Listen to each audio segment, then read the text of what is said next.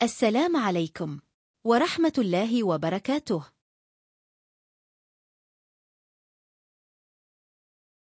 بسم الله الرحمن الرحيم. Biografi, karya dan penemuan-penemuan Ibnu Sina. Kemajuan peradaban Islam membawa dampak luas di berbagai bidang.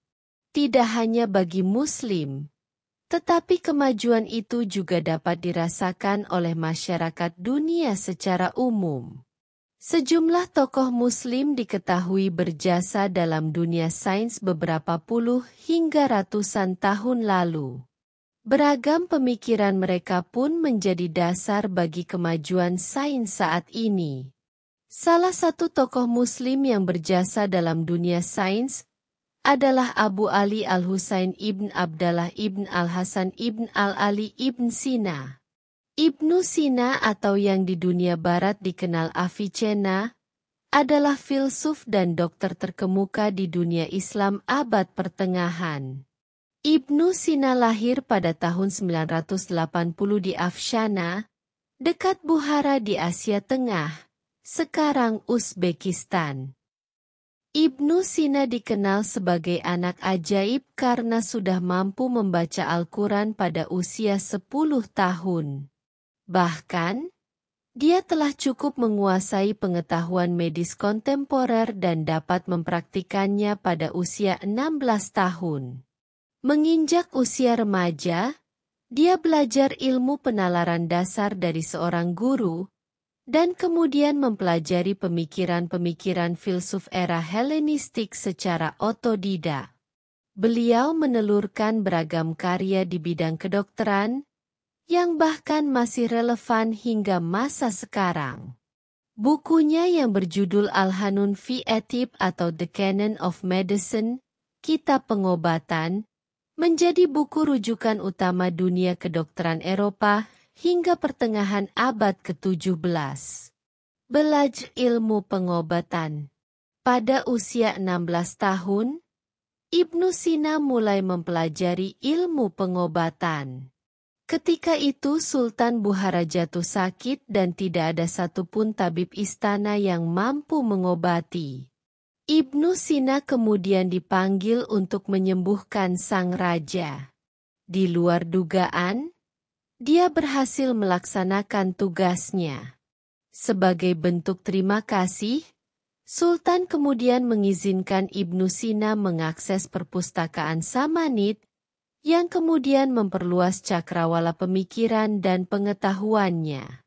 Memasuki usia 21 tahun, Ibnu Sina mulai aktif menuliskan pemikirannya. Tidak kurang dari 240 karya mencakup berbagai bidang, mulai dari matematika, fisika, astronomi, musik, dan puisi telah dia hasilkan. Hasil karya Ibn Sina. Ibnu Sina memiliki kontribusi luar biasa dalam kemajuan bidang kedokteran dan berbagai cabangnya. Dia telah melakukan penelitian besar dan mendapatkan penemuan penting yang diabadikan oleh sejarah kedokteran. Berikut ini penemuan-penemuan Ibnu Sina di bidang kedokteran. 1. Dalam cara pengobatan.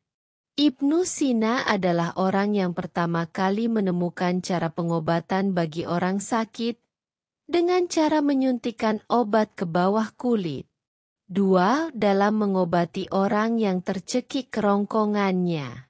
Ibnu Sina membuat penemuan dari pipa udara yang terbuat dari emas dan perak, kemudian dimasukkan ke dalam mulut dan diteruskan ke kerongkongan untuk mengobati orang yang tercekik dan sulit bernafas. Cara ini masih dipakai hingga sekarang untuk mengobati pasien-pasien dengan penyakit sama. Alat tersebut juga digunakan dokter anestesia sekarang untuk memasukkan gas bius dan oksigen ke dada pasien, akan tetapi alatnya dibuat dari karet dan plastik. 3. Dalam mengobati kepala yang terluka. Ibnu Sina mengetahui hakikat ilmiah bahwa tulang tempurung kepala apabila pecah tidak dapat melekat kembali seperti tulang lainnya pada badan, melainkan akan tetap terpisah dan hanya terikat dengan selaput yang kuat. Ibnu Sina membagi pecahnya tempurung kepala kepada dua macam, berdasarkan ada atau tidak adanya luka pada kepala. Pecah tertutup. Pecah pada tempurung kepala seperti ini biasanya tidak disertai luka, akan tetapi ini sangat berbahaya karena bisa berubah menjadi tumor dan menyebabkan tertahannya darah dan nanah. Dalam hal ini Ibnu Sina mengatakan, kebanyakan tumor terjadi pada kepala yang pecah tetapi kulitnya tidak terkelupas. Apabila dilakukan pengobatan pada tumor dan tidak dibelah barangkali akan merusak tulang dari bawah, sehingga si penderita akan kehilangan akal dan gejala lainnya, sehingga perlu untuk dibelah. Pecah terbuka. Pecah pada tempurung kepala seperti ini biasanya disertai luka. Parah atau tidaknya tergantung kepada besarnya luka dan kerasnya benturan. Sehingga perlu diperhatikan apakah luka sebatas di kulit atau sampai pada tulang. Selain itu, perlu memperhatikan gangguan yang dirasakan penderita. 4. Dalam mengobati penyakit dalam. Ibnu Sina dapat membedakan antara mulas pada ginjal dan mulas pada lambung. Dia juga mampu membedakan antara peradangan paru-paru dengan peradangan pada selaput otak. Dia adalah orang yang pertama kali mendiagnosa secara akurat antara peradangan pada paru-paru dan pembengkakan pada hati. Selain itu, dia juga yang pertama kali berhasil mengobati kram pada perut yang disebabkan faktor psikologis. 5. Penemuan penyakit parasitik. Ibnu Sina adalah orang yang pertama kali menemukan cacing ankylostoma yang juga disebut cacing lingkar. Ibnu Sina juga mendeteksi adanya penyakit gajah yang disebabkan oleh cacing filaria dan menjelaskan bagaimana penyebarannya di tubuh. 6. Dalam kedokteran makanan dan penyakit perut. Ibnu Sina menjelaskan tentang penyakit menular antrak yang dalam bahasa Arab disebut al-huma al-fasisiyah dan cara pengobatannya. Dan juga menjelaskan tentang tuberkulosa paru-paru dan penularannya melalui air dan tanah. 7. Penyakit ginjal dan saluran kencing.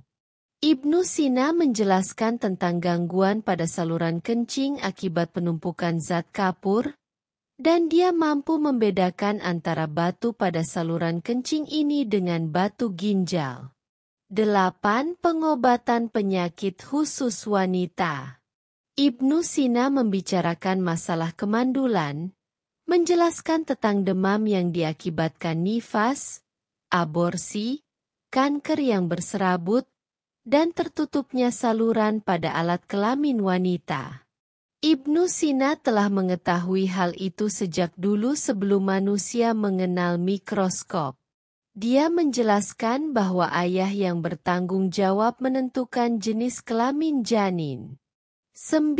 Penyakit saraf. Ibnu Sina menjelaskan tentang keadaan yang terjadi pada orang yang mengidap penyakit saraf. Dia membedakan antara kelumpuhan saraf wajah yang disebabkan oleh pengaruh otak dan yang disebabkan oleh pengaruh anggota badan tersebut. Dia juga menjelaskan tentang tidak berfungsinya otak akibat penumpukan darah di dalamnya. 10. Penyakit kejiwaan. Ibnu Sina memiliki cara pengobatan yang efektif dalam menangani benturan kejiwaan yang diakibatkan berbagai sebab. Ibnu Sina juga memberikan nasihat agar melakukan pengobatan dengan cara-cara psikologis untuk mengobati semua jenis penyakit secara umum. 11. Kedokteran mata. Buku Al-Hanun karangan Ibnu Sina merupakan buku pertama yang menjelaskan tentang anatomi susunan urat yang menggerakkan mata dan kelenjar air mata. Ibnu Sina mempelopori pengobatan pada gangguan saluran air mata dengan memasukkan alat yang telah diberi antiseptik. 12. Pengobatan tumor.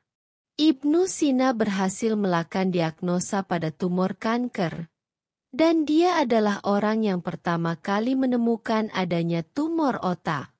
13. Metode pembiusan.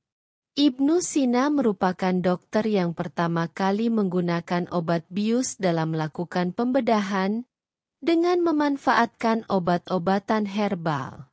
14. Pengukuran denyut nadi dan analisa kedokteran. Ibnu Sina sangat memperhatikan denyut nadi dan menjadikannya sebagai ukuran untuk mendiagnosa berbagai penyakit. Perhatiannya yang sangat besar ini membuahkan tulisan 19 pasal dalam bukunya, Al-Hanun, tentang denyut nadi dan peranannya dalam diagnosa. Selain itu, dia juga menggunakan urin sebagai media untuk diagnosa berbagai macam penyakit.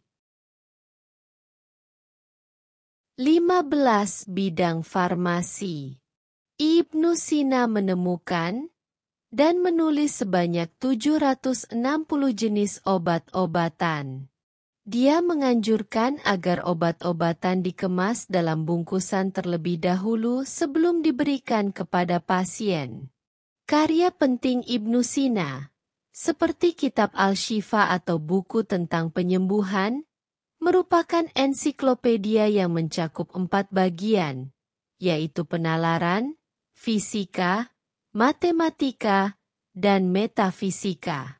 Dalam karyanya itu, Ibnu Sina membagi ilmu pengetahuan ke dalam beberapa klasifikasi. Misalnya di bidang fisika, dia mendiskusikan alam menurut 8 prinsip dasar sains, yaitu sains secara umum, benda langit dan objek geografis, unsur-unsur utama, meteorologi, mineralogi, botani, zoologi, dan psikologi, ilmu tentang jiwa. Karya penting lain Ibnu Sina adalah Al-Hanun fi Etib atau Kitab Pengobatan, yang terdiri dari 5 buku. Dalam buku pertama, Ibnu Sina membahas metode pengobatan berdasarkan pengamatan terhadap 4 unsur, yaitu tanah, udara, api, dan air. Buku kedua membahas materia medica atau pengetahuan tentang efek terapeutik yang terjadi pada tubuh dari setiap zat yang digunakan untuk penyembuhan. Di buku ketiga, Ibnu Sina mengulas tentang penyakit-penyakit pada tubuh manusia, mulai dari ujung kepala hingga ujung kaki. Kemudian pada buku keempat, dia menyajikan pengamatan penyakit yang tidak spesifik pada organ tertentu, seperti demam. Lalu pada buku kelima, Ibnu Sina membahas tentang obat-obatan majemuk. Di buku kedua dan kelima, dia menyajikan sekitar 760 contoh obat-obatan majemuk. Kitab Pengobatan menjadi salah satu warisan penting Ibnu Sina, karena dipakai sebagai buku rujukan utama di Eropa hingga pertengahan abad ke-17. Kelima bukunya memberikan tinjauan sistematis dan sintesis dari semua pengetahuan medis, dilengkapi dengan penelitian dan gagasan Ibnu Sina sendiri tentang metodologi ilmiah. Ibnu Sina merumuskan aturan kesepakatan, perbedaan, dan variasi bersamaan serta aturan untuk mengisolasi penyebab dan menganalisis efek kuantitatif. Bahkan, kualitas dan kelengkapan Hanun yang sedemikian rupa menggantikan semua risalah medis Muslim lainnya. Al-Hanun fi Etib diterjemahkan pertama kali oleh Gerard dari Cremona selama abad ke-12.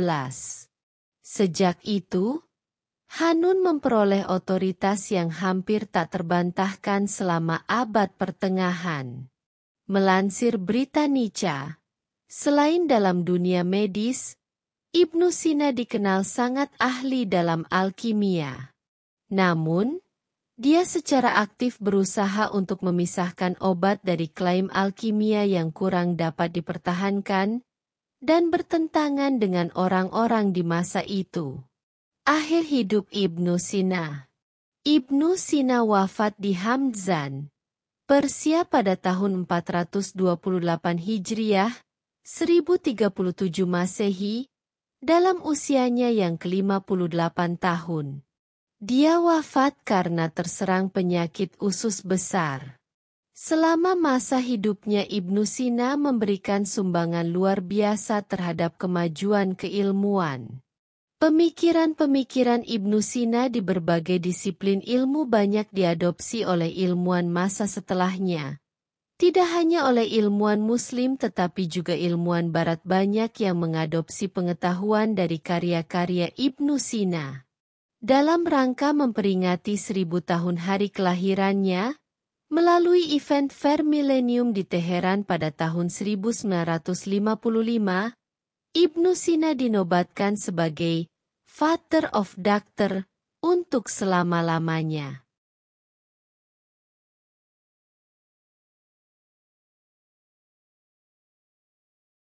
والله أعلم بالصواب.